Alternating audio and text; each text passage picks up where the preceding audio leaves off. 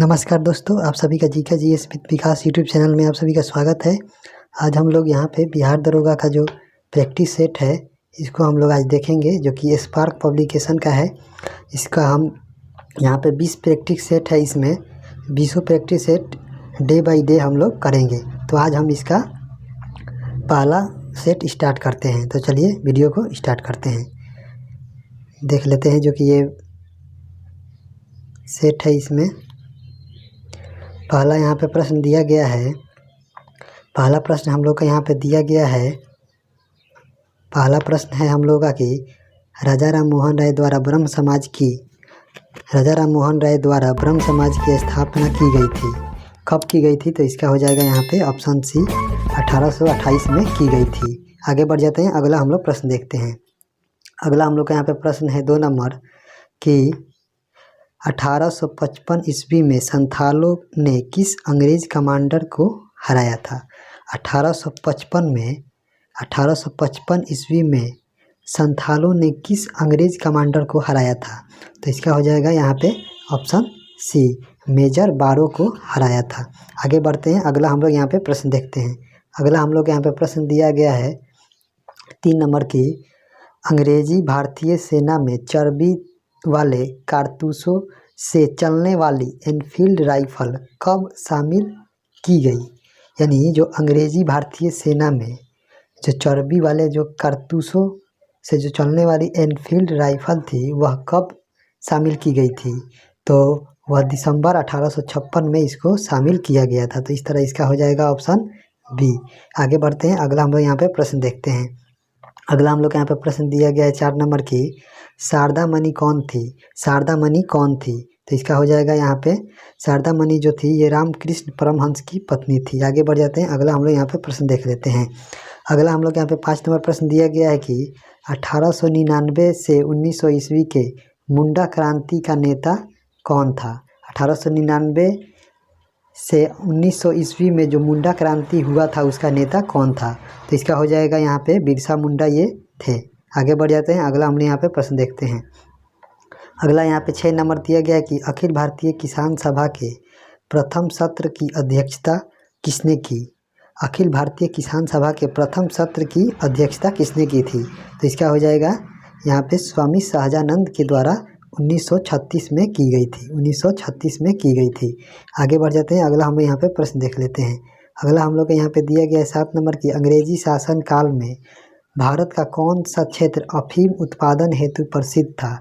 अंग्रेजी शासन काल में भारत का कौन सा क्षेत्र जो था जो अफीम के उत्पादन में प्रसिद्ध था? तो इसका हो जाएगा यहाँ पे ऑप्शन ए, बिहार इसमें प्रसिद्ध था। आगे बढ़ जाते हैं, अगला हम यहाँ पे प्रश्न देखते हैं। अगला हम लोग का यहाँ पे 8 नंबर प्रश्न दिया गया है कि सत्यार्थ प्रकाश की रचना किसने की थी? तो सत्यार्थ प्रकाश की रचना यहाँ पे स्वामी दयानंद सरस्वती के द्वारा की गई थी। आगे बढ़ जाते हैं, अगला हम लोग यहाँ पे 9 नंबर प्रश्न देख लेते हैं।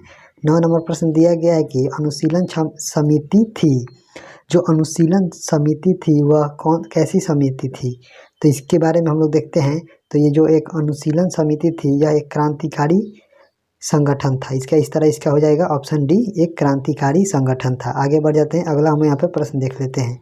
अगला यहाँ पे 10 नंबर प्रश्न दिया गया है कि किसने कहा था कांग्रेस आंदोलन न तो लोगों द्वारा प्रेरित था न ही यह उनके द्वारा सोचा या योजनाबद्ध किया गया था? किसका कथन था कि कांग्रेस आंदोलन न तो लोगों द्वारा प्रेरित था न ही यह उनके द्वारा सोचा या योजनाबद्ध किया गया था? तो इस तरह इसका हम लोग देखेंगे। इसमें इसका ऑप्शन हम लोग देख लेते हैं। इसका ऑप्शन यहाँ पे हम लोग का दिया गया है। तो इस तरह इसका हो जाएगा इसका हो जाएगा यहाँ पे option B, Sir Syed Ahmad Khan के द्वारा ये कथन कहा गया था। आगे बढ़ते हैं, अगला हम यहाँ पे 11 नंबर प्रश्न देखते हैं। 11 नंबर प्रश्न है कि सुरक्षा प्रकोष्ठ की नीति संबंधित है। जो सुरक्षा प्रकोष्ठ की नीति जो थी यह किस वायसराय से संबंधित है? तो इस तरह इसका हो जाएगा यहाँ पे ऑप्शन ए, वारेन हेस्टिंग से यह संबंधित है। आगे बढ़ जाते हैं, अगला हम यहाँ पे देखते हैं 12 नंबर प्रश्न। 12 नंबर है कि all India trade union Congress का प्रथम अध्यक्ष कौन था? All India trade union Congress का प्रथम अध्यक्ष कौन था? तो इस तरह इसका हो जाएगा यहाँ पे ऑप्शन डी, यहाँ पे लाजपत राय के द्वारा इसकी ये पहले अध्यक्ष चुने गए थे। आगे बढ़ते हैं, अगला हम यहाँ पे प्रश्न देखते हैं। अगला हम लोग के यहाँ पे 13 नंबर प्रश्न दिया गया है कि वह कौन से कांग्रेस अध्यक्ष थे जिसने क्रिप्स मिशन और लॉर्ड वेवेल दोनों से वार्ताएं की। तो इस तरह इसका हो जाएगा 13 का हो जाएगा यहाँ पे ऑप्शन ए अब्दुल कलाम आज़ाद थे जो कांग्रेस के अध्यक्ष थे और इन्होंने क्रिप्स मिशन जो कि 1942 में हुआ था और लॉर्ड वेवेल के साथ वार्ताएं की थी। आगे बढ़ते हैं, अगला हम यहाँ पे प्रश्न 14 नंबर देख लेते हैं। 14 नंबर है कि सांप्रदायिक अवार्ड एवं पूना पैक्ट में क्रमशः दलित वर्ग के लिए कितनी सीटें दी गई थी। कम्युनल सांप्रदायिक अवार्ड एवं पूना पैक्ट में क्रमशः दलित वर्ग के लिए कितनी सीट दी गई थी। तो सांप्रदायिक अवार्ड में यहाँ पे सांप्रदायिक अवार्ड में 71 सीट थी और दलित वर्ग के लिए 147। इस तरह इसका हो जाएगा ऑप्शन बी। आगे बढ़ते हैं, अगला हम यहाँ पे देखते हैं 15 नंबर प्रश्न। भारत छोड़ो आंदोलन के समय इंग्लैंड का प्रधानमंत्री कौन था। जो कि 1942 में यह आंदोलन हुआ था। इस समय ब्रिटेन यानी इंग्लैंड के प्रधानमंत्री कौन थे। तो इस टाइम वहाँ पे विंस्टन चर्चिल प्रधानमंत्री थे। आगे बढ़ जाते हैं, अगला हम यहाँ पे प्रश्न देखते हैं 16 नंबर। 16 नंबर प्रश्न है कि निम्न उद्योगपतियों में कौन से व्यक्ति लंबे समय तक एआईसी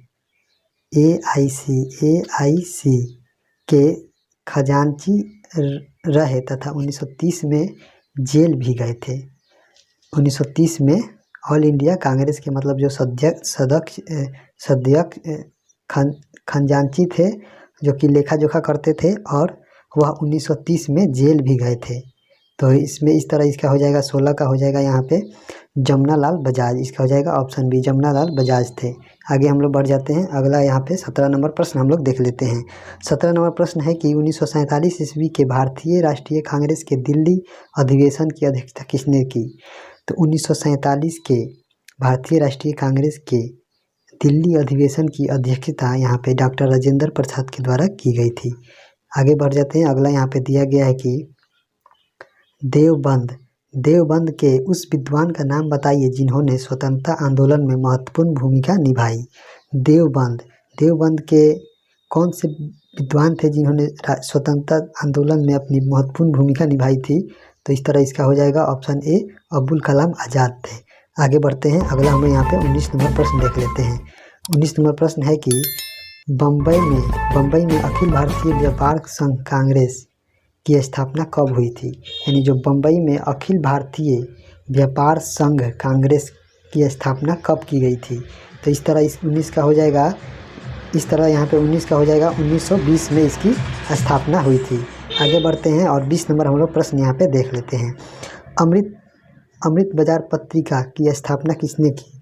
अमृत बाजार पत्रिका की स्थापना किसके द्वारा की गई थी। तो इस तरह इसका हो जाएगा यहाँ पे शिशिर कुमार घोष के द्वारा ये इसकी स्थापना की गई थी। आगे बढ़ते हैं, अगला हम यहाँ पे 21 नंबर प्रश्न हम लोग देख लेते हैं। 21 नंबर प्रश्न दिया गया है कि गांधी इरविन समझौते के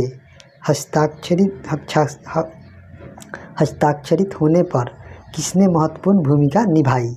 गांधी इरविन समझौते में कौन थे जिन्होंने बहुत ही अच्छी भूमिका यहाँ पे महत्वपूर्ण भूमिका निभाई थी। तो इस तरह हो जाएगा इसका ऑप्शन सी तेज बहादुर सप्रू के द्वारा इसमें महत्वपूर्ण भूमिका गांधी इरविन समझौता में की गई थी।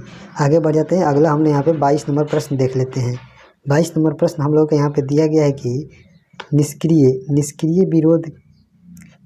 विरोध के सिद्धांत का प्रतिपादन किसने किया। निष्क्रिय विरोध के सिद्धांत का प्रतिपादन किसने किया था। तो इस तरह इसका हो जाएगा ऑप्शन डी अरविंद घोष के द्वारा किया गया था। आगे हम लोग बढ़ जाते हैं, अगला यहाँ पे 23 नंबर प्रश्न दिया गया है कि निम्न में से कौन सा मुख्यतः उदारवादियों की नीतियों का प्रचारक था। यानी कौन सा अखबार था जिसमें उदारवादियों की नीति उसमें छपती थी। तो इस तरह इसका 23 का हो जाएगा यहाँ पे ऑप्शन बी लीडर जो अखबार था वह उदारवादियों की नीतियों का प्रचारक था। आगे बढ़ जाते हैं, अगला हम लोग यहाँ पे देखते हैं 24 नंबर जो कि यहाँ पे मिलान करने के लिए दिया गया है। 24 नंबर इसको हम लोग देख लेते हैं। तो 24 नंबर यहाँ पे दिया गया है, इसको मिलान करना है तो इसको हम लोग देख लेते हैं। तो 24 नंबर में जो मिलान करना है हमको, इसका यहाँ पे ऑप्शन बी होगा, सॉरी इसका यहाँ पे होगा ऑप्शन बी। तो इसको आप लोग देख लीजिएगा, या मिलान कर ही देते हैं। 1 का 3 होगा, बी का 3 1 4 2, 3 1 4 2, इसका हम लोग मिलान कर लेते हैं। तो जो यहाँ पे बाढ़ है यह उत्तर प्रदेश और बिहार के मैदान में होता है, और भूकंप जो है ना यह हिमालय के गिरिपाद क्षेत्र में होता है, और सूखा और चक्रवात 3 1 4 2, यानी जो सूखा है यहाँ पे, बाढ़ जो था यहाँ पे उत्तर प्रदेश और बिहार के मैदानी क्षेत्र में होता था, और भूकंप यहाँ पे हिमालय के गिरिपाद क्षेत्र में, और यहाँ पे जो सूखा है यह मध्य पूर्वी भारत में, और चक्रवात जो है यह झारखंड और उत्तरी उड़ीसा में होता है। इस तरह इसका आप लोग मिलान कर लीजिएगा। आगे बढ़ जाते हैं। अगला हम लोग यहाँ पे 25 नंबर प्रश्न देख लेते हैं। 25 नंबर प्रश्न यहाँ पे दिया गया है कि भारत में भू आकारों की रचना के संबंध में निम्नलिखित कथनों का पर मनन कीजिए। पहला यहाँ पे हम लोग का यहाँ पे 25 नंबर में पॉइंट दिया गया है कि, पहला इसमें पॉइंट दिया गया है 25 नंबर में कि संरचनात्मक दृष्टि से मेघालय पठार दक्कन पठार का ही विस्तारित भाग है। दूसरा दिया गया है कश्मीर घाटी की रचना एक सम अभिनति में हुई। तीसरा यहाँ पे दिया गया गंगा मैदान की रचना एक अग्रगर्त में हुई। इसका हम लोग ऑप्शन यहाँ पे देख लेते हैं, जो कि एक यहाँ पे चौथा यहाँ पे दिया गया है, जो कि थोड़ा इसका स्कैनिंग थोड़ा धुंधला आया है। इस तरह यहाँ पे हम लोग देखेंगे तो यहाँ पे दिया गया है हिमालय की उत्पत्ति भारतीय प्लेट और यूरोपियन प्लेट तथा चीनी प्लेट के त्रिकोणीय अभिसरण के फलस्वरूप हुई है। तो इसमें हम लोग को सही का कथन का चयन करना था। तो इस तरह ये जो है ये त्रिकोणीय प्लेट के कथन से ये बिल्कुल गलत है। ऊपर का ये जो तीनों स्टेटमेंट है, ऊपर का ये जो 3 स्टेटमेंट है, ये तीनों स्टेटमेंट सही है। जैसे संरचना दृष्टि से मेघालय पठार दक्कन पठार का ही विस्तार है, जो कि सही है। कश्मीर घाटी की रचना एक सम अभिनति में हुई है, ये भी सही है। गंगा के मैदान की रचना जो है ना अग्रगर्त में हुई है, जो कि ये भी सही है। यानी तीनों ये पॉइंट सही है, जबकि लास्ट पॉइंट यहाँ पे चौथा गलत है। तो इस तरह इसका हो जाएगा यहाँ पे ऑप्शन ए। 26 नंबर हम लोग यहाँ पे प्रश्न देख लेते हैं कि भारत का कौन सा राज्य सर्वाधिक अभ्रक उत्पादन करता है। तो जो भारत का जो राज्य है उसमें से कौन सा राज्य जो है जो सर्वाधिक अभ्रक का उत्पादन करता है। तो इस तरह यहाँ पे हो जाएगा आंध्र प्रदेश जो है सर्वाधिक अभ्रक का उत्पादन करता है, इसको याद रखिएगा। आगे हम लोग बढ़ जाते हैं। अगला हम लोग यहाँ पे देख लेते हैं। अगला हम लोग का यहाँ पे प्रश्न दिया गया है, इसे हम लोग देख लेते हैं। अगला यहाँ पे हम लोग का यहाँ पे 27 नंबर प्रश्न दिया गया है कि भारत में कतिपय लौह इस्पात संयंत्र पश्चिमी तट से होकर आयोजित किए गए। इस उद्योग में ऐसे अव्यवस्थित स्थिरांतरण का क्या प्रमुख कारण क्या था।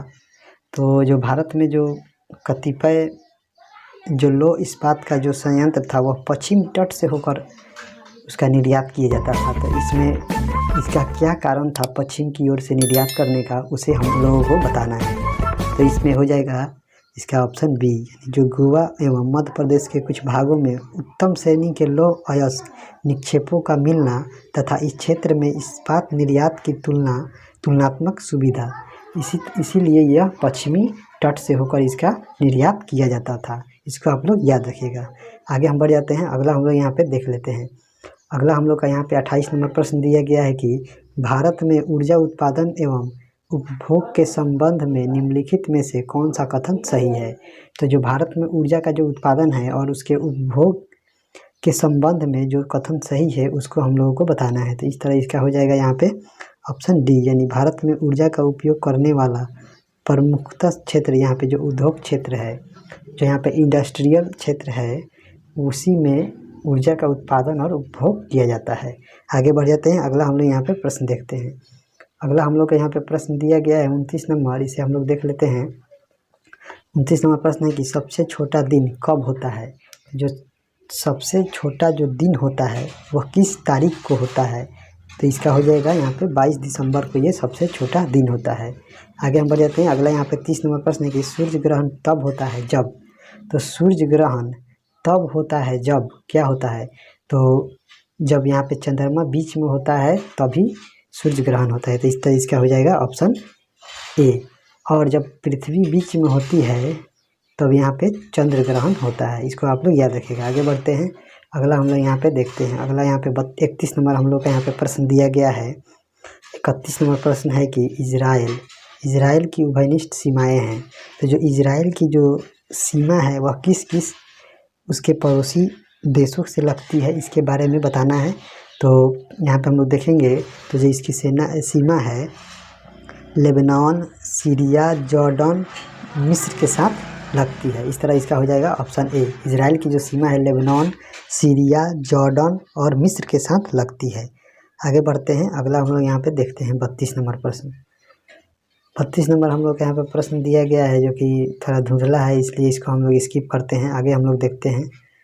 अगला यहाँ पे 33 नंबर हमका प्रश्न दिया गया है कि महासागर में ऊंची जल तरंगे कैसे उठती हैं। तो महासागर में जो ऊंची जल तरंगे हैं वह कैसे उठती है, तो इसके बारे में बताना है। तो इसका हो जाएगा यहाँ पे चंद्रमा से ये जल तरंगे उठती है। आगे बढ़ते हैं, अगला हम यहाँ पे 34 नंबर प्रश्न यहाँ पे देखते हैं जो कि मिलान करना है सूची 1 को सूची 2 से। इसे हम लोग देख लेते हैं। तो सूची 1 को सूची 2 से मिलान करना है। तो इसमें हम लोग देखेंगे, तो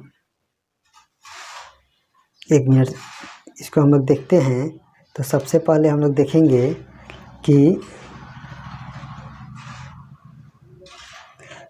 सबसे पहले हम लोग इसको सेट करते हैं और यहाँ पे देखते हैं। यहाँ पे जो यूरोपियन ट्रांस कॉन्टिनेंटल रेल मार्ग है यह कहाँ से कहाँ तक है। तो इसका हो जाएगा यहाँ पे 1 का हो जाएगा यहाँ पे 4, यानी पेरिस से वर्सा तक है यूरोपियन ट्रांस कॉन्टिनेंटल रेल मार्ग।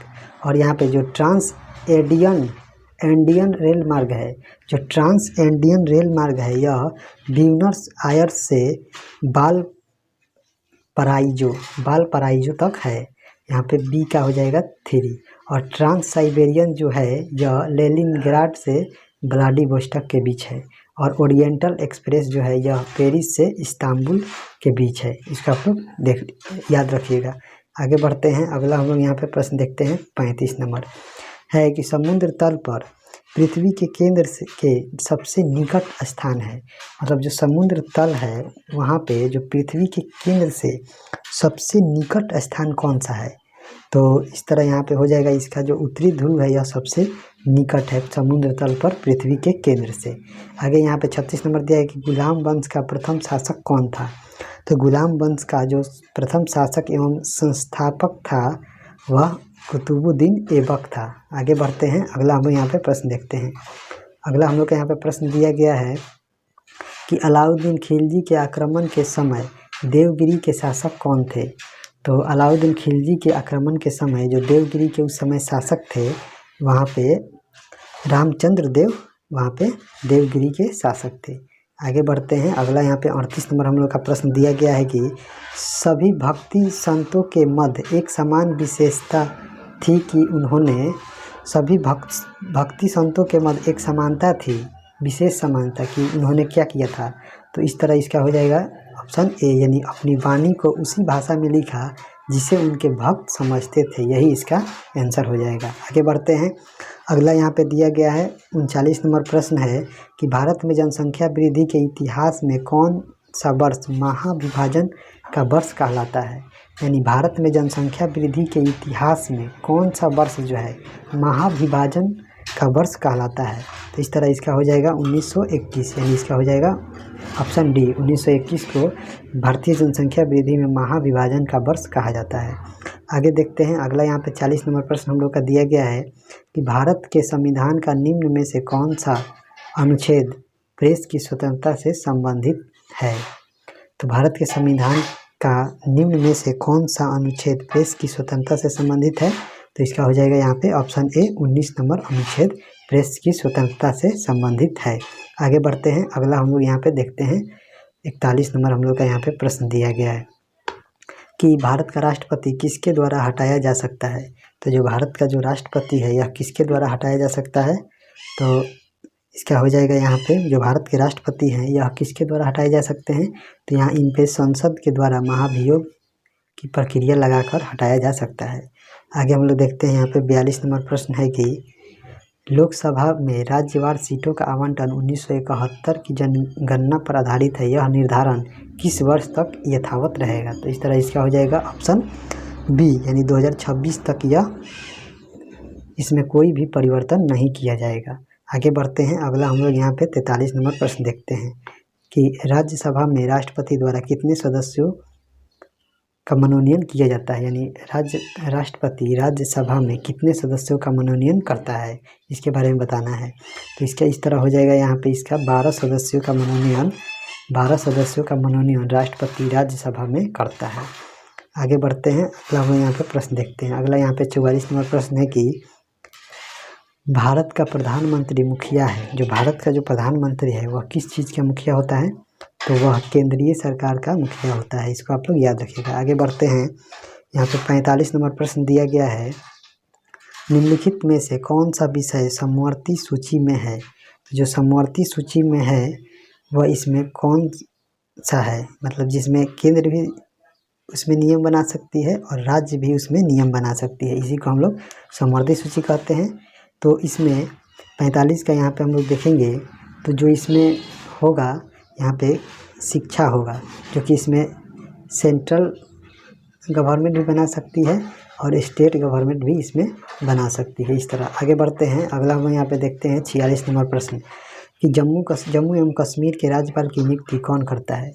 तो जो जम्मू एवं कश्मीर के जो राज्यपाल हैं उनकी नियुक्ति कौन करता है? तो यहाँ पे देखेंगे तो इसका हो जाएगा यहाँ पे ऑप्शन डी, भारत का राष्ट्रपति करता है। किसी भी राज्य के राज्यपाल की नियुक्ति भारत का राष्ट्रपति ही करता है। आगे हम बढ़ जाते हैं, अगला हम यहाँ पे प्रश्न देखते हैं। अगला यहाँ पे दिया गया है 47 नंबर की हाल ही में किस देश में हिंदुओं को शिव मंदिर में 20 वर्ष बाद पूजा की अनुमति मिली है? किस देश में हिंदुओं को शिव मंदिर में 20 वर्ष बाद पूजा की अनुमति मिली है, जो कि मोस्ट इम्पोर्टेंट प्रश्न है। तो ये हो जाएगा पाकिस्तान में यह किया गया है। आगे हम लोग देखते हैं, अगला हम लोग यहाँ पे 48 नंबर हम लोग का यहाँ पे प्रश्न दिया गया है कि निम्नलिखित में से किसको संविधान का मौलिक अधिकारों को लागू करने की शक्ति दी जाती है? मतलब किसको संविधान के मौलिक अधिकारों को लागू करने की शक्ति दी जाती है? तो यहाँ पे 48 का हम लोग देखेंगे तो ये सर्वोच्च न्यायालय और उच्च न्यायालय दोनों को यह अधिकार है। आगे हम बढ़ते हैं, अगला यहाँ पे 49 नंबर हम लोग का प्रश्न दिया गया है कि जिस समिति की सिफारिश पर भारत में पंचायती राज की स्थापना हुई उसका अध्यक्ष कौन था? तो जो भारत में पंचायती राज की जो स्थापना हुई है वह बलवंत राय मेहता समिति की सिफारिश पर हुई है। तो इस तरह इसका हो जाएगा ऑप्शन सी। आगे हम बढ़ते हैं, अगला यहाँ पे हम लोग 50 नंबर प्रश्न देखेंगे कि पंचायत के चुनाव कराने हेतु निर्णय किसके द्वारा लिया जाता है? तो जो पंचायत के चुनाव को जो कराने का जो निर्णय होता है वह किसके द्वारा लिया जाता है? तो वह यहाँ पे राज्य सरकार के द्वारा लिया जाता है। आगे बढ़ते हैं और यहाँ पे हम लोग 51 नंबर प्रश्न देखेंगे। 51 नंबर हम लोग का प्रश्न दिया गया है कि निम्नलिखित में से किस संविधान संशोधन अधिनियम को लघु संविधान कहा जाता है? तो यह 42वें संविधान संशोधन को लघु संविधान कहा जाता है। यहाँ पे 52 नंबर प्रश्न है। 52 नंबर प्रश्न है कि भारत में पंचायती राज व्यवस्था सर्वप्रथम राजस्थान और डैश यानी किस राज्य में प्रारंभ की गई थी? तो जो भारत में पंचायती राज की जो स्थापना है वह 1959 में राजस्थान में, और यहाँ पे उसी के समानांतर यहाँ पे जो आंध्र प्रदेश है वहाँ पर भी इस पंचायती राज व्यवस्था को लागू किया गया था। आगे हम लोग देखते हैं, अगला यहाँ पे 53 नंबर प्रश्न दिया गया है कि जैसे जैसे अर्थव्यवस्था विकसित होती है राष्ट्रीय आय में तृतीयक क्षेत्र का अंश, जैसे जैसे अर्थव्यवस्था विकसित होती है उसमें राष्ट्रीय आय के तृतीयक क्षेत्र का अंश क्या होता है? उसमें तृतीय क्षेत्र का जो विकसित होती है तो इसमें तृतीय क्षेत्र का बढ़ता जाता है। इसका हो जाएगा ऑप्शन सी, बढ़ता जाता है। आगे हम लोग देखते हैं 54 नंबर प्रश्न है कि भारत में राष्ट्रीय आय समांकों का आकलन किसके द्वारा किया जाता है? जो भारत में राष्ट्रीय आय का जो उसका लेखा जोखा है वह आकलन किसके द्वारा किया जाता है? तो इसका हो जाएगा यहाँ पे केंद्रीय सांख्यिकी संगठन CSO के द्वारा किया जाता है। आगे हम लोग बढ़ते हैं, यहाँ पे 55 नंबर हम लोग प्रश्न देखते हैं। निम्नलिखित में से भारत की राष्ट्रीय आय का सबसे मुख्य स्रोत क्या है? जो भारत में राष्ट्रीय आय का जो मुख्य स्रोत यहाँ है इसमें क्या है? तो इसका हो जाएगा यहाँ पे ऑप्शन ए, सेवा क्षेत्र यह मुख्य स्रोत है। आगे हम लोग देखते हैं यहाँ पे 56 नंबर दिया आर्थिक नियोजन विषय है। जो आर्थिक नियोजन है यह किस सूची का विषय है? तो जो आर्थिक नियोजन है यह समवर्ती सूची का विषय है। आगे हम बढ़ते हैं, यहाँ पे 57 नंबर प्रश्न देखते हैं। दिया गया दूसरी पंचवर्षीय योजना की रूपरेखा किसने तैयार किया था? जो दूसरी पंचवर्षीय योजना थी, इसकी जो रूपरेखा था यह किसके द्वारा किया गया था? तो इसका हो जाएगा यहाँ पे पीसी महालनोबिस के द्वारा इसकी रूपरेखा तैयार की गई थी। आगे बढ़ते हैं, अगला हम लोग यहाँ पे देखते हैं 58 नंबर प्रश्न कि राष्ट्रीय कृषि एवं ग्रामीण विकास बैंक नाबार्ड की स्थापना किस पंचवर्षीय योजना में की गई थी? तो इसकी स्थापना यहाँ पे 1982 में की गई थी। 1982 में इसकी स्थापना की गई थी। यह जो था कौन सा पंचवर्षीय योजना था? तो यह यहाँ पे छठी पंचवर्षीय योजना थी, जो कि 80 से 85 के बीच में इसका टाइम पीरियड था। आगे हम लोग बढ़ते हैं, अगला यहाँ पे 59 नंबर हम लोग प्रश्न देखते हैं। 59 नंबर हम लोग का दिया गया है कि भारत के आर्थिक सुधार का जनक किसे कहा जाता है? भारत के आर्थिक सुधार का जनक किसे कहा जाता है? तो 59 नंबर का यहाँ पे हो जाएगा मनमोहन सिंह को हम लोग कहते हैं आर्थिक सुधार का जनक। आगे हम बढ़ जाते हैं, अगला में यहाँ पे 60 नंबर प्रश्न हम लोग देख लेते हैं।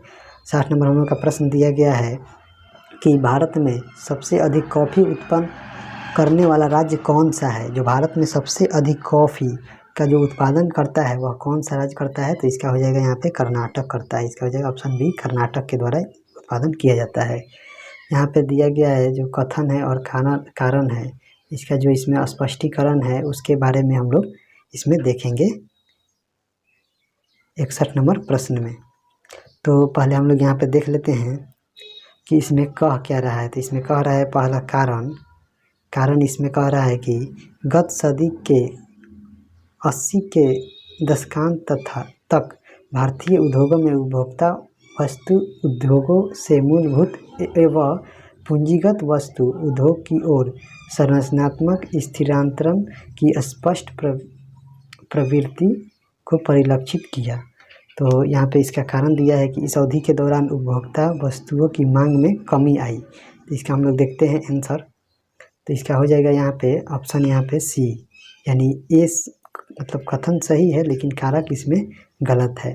तो इसका देख लीजिएगा यहाँ पे। आगे हम बढ़ जाते हैं, अगला हम लोग यहाँ पे प्रश्न देखते हैं 62 नंबर, जो कि साइंस से रिलेटेड है कि पास्चुराइजेशन एक प्रक्रिया है जिसमें जो पास्चुराइजेशन अभिक्रिया है, एक प्रक्रिया है जिसमें क्या होता है, तो दूध का हम लोग पास्चुराइजेशन करते हैं। तो इसमें हम लोग दूध को पहले बहुत देर तक गर्म किया जाता है और एक निश्चित समय में अचानक ठंडा कर लिया जाता है, इसी को हम लोग पास्चुराइजेशन कहते हैं। तो इस तरह इसका हो जाएगा ऑप्शन सी। आगे बढ़ जाते हैं, अगला हम लोग यहाँ पे 63 नंबर प्रश्न यहाँ पे हम लोग देख लेते हैं। 63 नंबर हम लोग का प्रश्न दिया गया है कि निम्नलिखित में से कौन सा एक राजकोषीय नीति यानी फिस्कल पॉलिसी का उपकरण नहीं है, यानी कौन इसमें नहीं है उससे राजकोषीय नीति से रिलेटेड। तो इसमें हम लोग देखेंगे कि जो इसमें ब्याज कर है यह फिस्कल पॉलिसी के अंतर्गत नहीं आता है। करोड़ोपन आता है, सार्वजनिक व्यय आता है, सार्वजनिक ऋण आता है, लेकिन यहाँ पे ब्याज दर जो है यह इसमें नहीं आता है। इस तरह इसका हो जाएगा ऑप्शन सी। आगे हम बढ़ जाते हैं, अगला यहाँ पे हम लोग देखते हैं 64 नंबर प्रश्न की निम्नलिखित प्रत्यक्ष करों में से किस कर से सरकार को अधिकतम राजस्व की प्राप्ति होती है।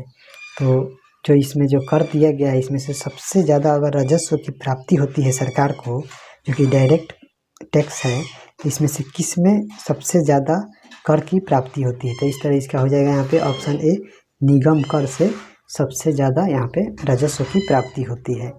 आगे बढ़ते हैं, अगला हम लोग यहाँ पे देखते हैं 65 नंबर प्रश्न की भारत में चालू मूल्यों पर प्रति व्यक्ति न्यूनतम आय वाला राज्य कौन सा है। जो भारत में जो चालू मूल्य है उस पर मतलब पर कैपिटा इनकम जो है किस राज्य का सबसे कम है।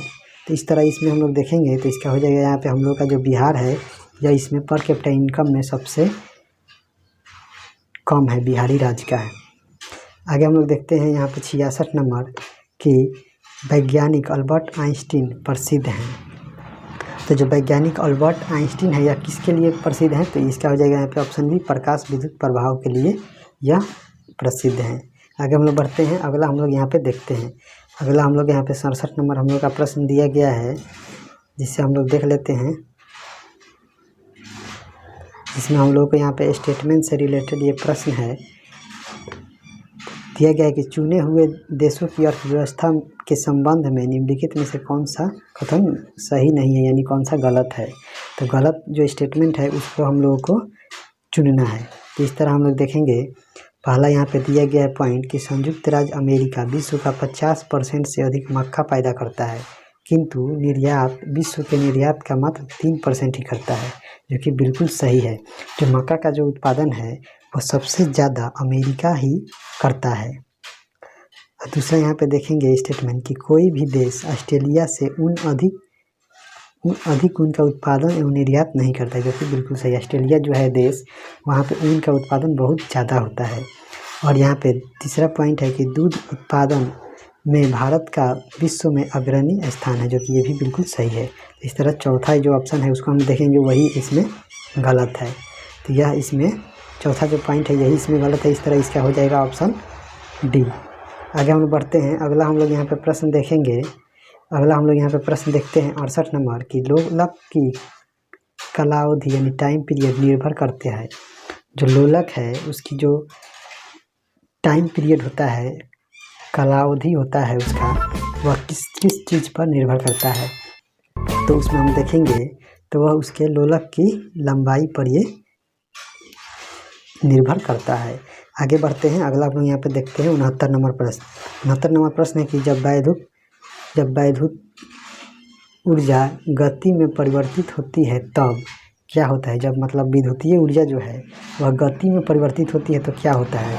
तो 69 का हम लोग देखेंगे। 69 का हो जाएगा इसमें कि कोई ऊष्मा की हानि नहीं होती है। इसका हो जाएगा ऑप्शन ए। आगे बढ़ जाते हैं। अगला हम लोग यहाँ पे 70 नंबर प्रश्न यहाँ पे हम लोग देख लेते हैं। 70 नंबर हम लोग यहाँ पर प्रश्न दिया गया है कि प्रकाश के 7 रंग होते हैं, रंगों को अलग करने का क्या तरीका है। तो जो प्रकाश के होते हैं वह वर्ण विक्षेपण के कारण 7 रंग होते हैं। तो इसे हम लोग अलग करने का क्या तरीका अपनाएं कि वह 7 रंग अलग अलग दिखाई दे। तो इस तरह हम लोग इसका हो जाएगा ऑप्शन ए। यहाँ पे एक प्रिज्म से रंगों को अलग किया जा सकता है, जो कि बिल्कुल सही है। आगे हम लोग बढ़ जाते हैं। अगला हम लोग यहाँ पे देखते हैं 71 नंबर प्रश्न। 71 नंबर प्रश्न दिया गया कि चुंबकीय सुई किस तरफ संकेत करती है।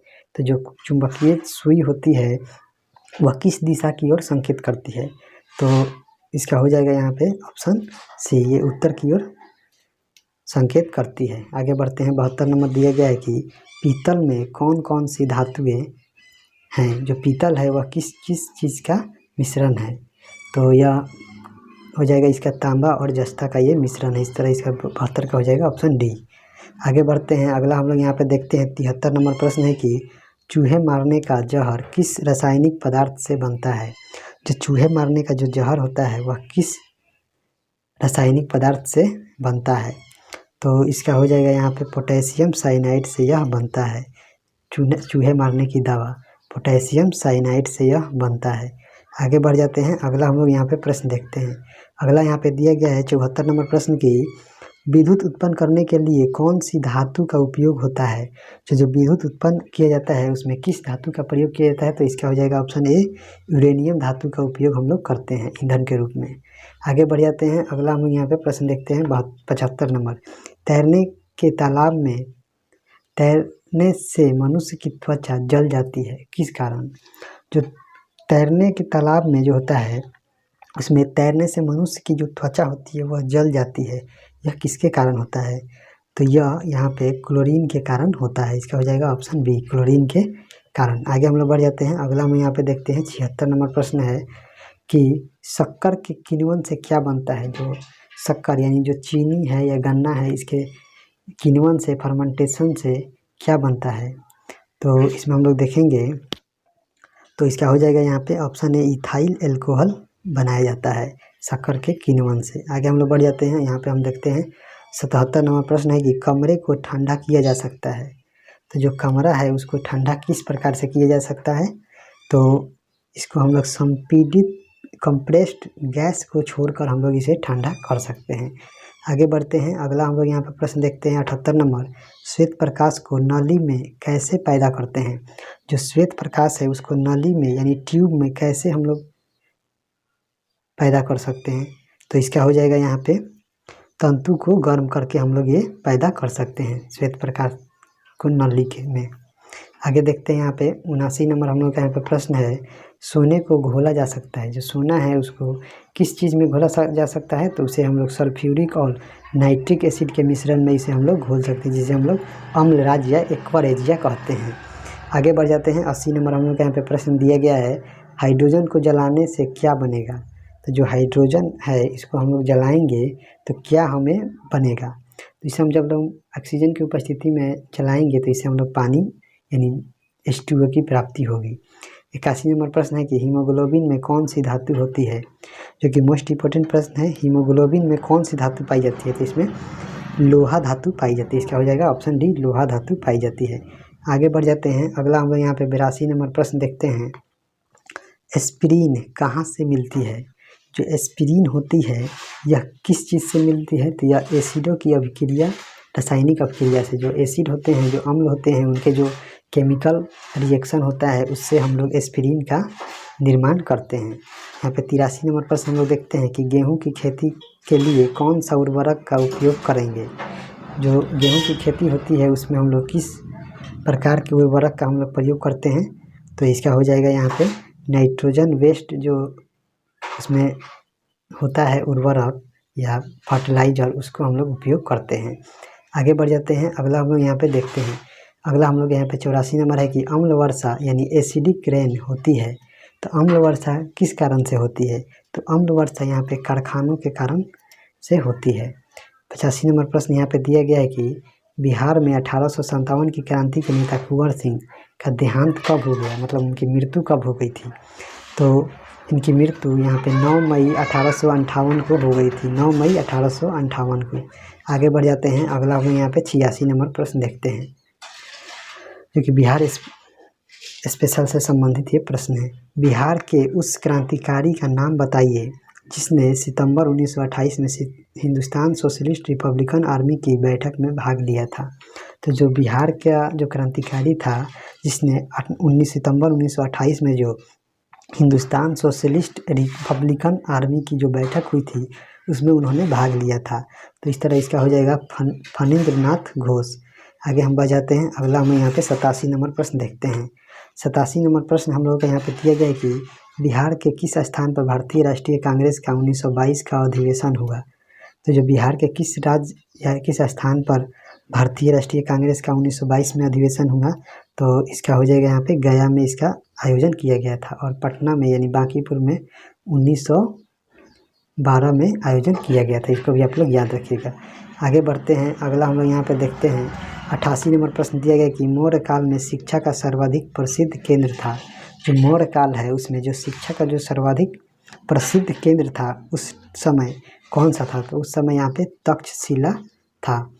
यहाँ पे देखते हैं अगला प्रश्न 89 नंबर कि मेगास्थनीज की पुस्तक का नाम क्या है। जो मेगास्थनीज है इसकी पुस्तक का नाम यहाँ पे इंडिका है। आगे बढ़ जाते हैं और 90 नंबर हम लोग प्रश्न देखेंगे।